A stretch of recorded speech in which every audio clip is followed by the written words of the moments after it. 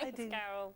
Why am I talking about clarity? Yes, I suppose we're talking about, is it jargon soup, Brexit related. It's the terms, the phrases that are bandied around that maybe everyone struggles with. Our favourite explainer on his explainathon. It's a new word I've just come up with, Chris Masson, the explainathon, and I think it's yours. You're hiding behind the word divergence. What does that mean?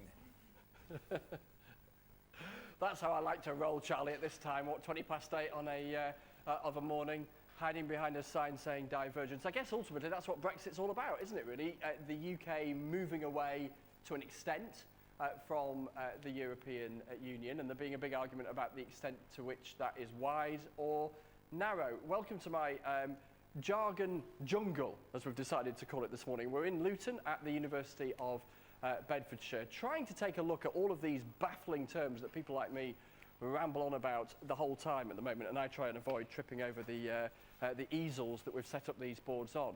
Because the funny thing about all of this is that, yes, we can rattle on about all of these kind of terms, but even the term Brexit is argued about, because it's kind of a bit like beauty. It is in the eye of the beholder as to exactly what a Brexit amounts to. Let me introduce you to some guys from Luton, locals and students here at the university. Morning to you. Morning. Morning. Right, we've even got some terms on the table here. Let's chat, have a quick word with Luke here. Morning to you. Morning, Chris. How are you finding this whole Brexit malarkey? Brexit is everything. I mean, I suppose as a broadcast journalism student, we're studying Brexit 24 hours a day, 7 days a week, and it's such an unfolding issue. But on a personal level, I mean, it's affected on so many levels. I mean, I got engaged before Christmas, and even talking to my fiance about it, even though I love her to bits, it's about what's Brexit going to affect for our marriage plans, what's going to affect for our future. You're a romantic, aren't you, talking about... Well, we've got to be realistic, because actually, in the future, it's going to affect our future. She wants to get into the police force. Again, I want to be in the, do what you're doing in about 5 years' time, hopefully. And to think that's going to be us, and this is going to be our big decision, I mean, it's mental. It is like, for someone who's, I'm only 21, and for that huge decision to be on our doorstep right now is incredible. Let's spin around the table to Peter, who is involved in conflict resolution. Now, wow, that is at the heart of this whole row about Brexit, the UK's battles with the European Union, battles within families, disagreements over Brexit. Briefly, resolving conflicts, how do you do it? You get people talking, but the trouble is with this thing, I mean, you cracked it just there. Brexit doesn't mean anything. It means what it means to the person. We didn't use that word 2.5 years ago. So actually we need to start doing what you're doing, is busting open the jargon, talking about it reasonably, sensibly, decently to each other.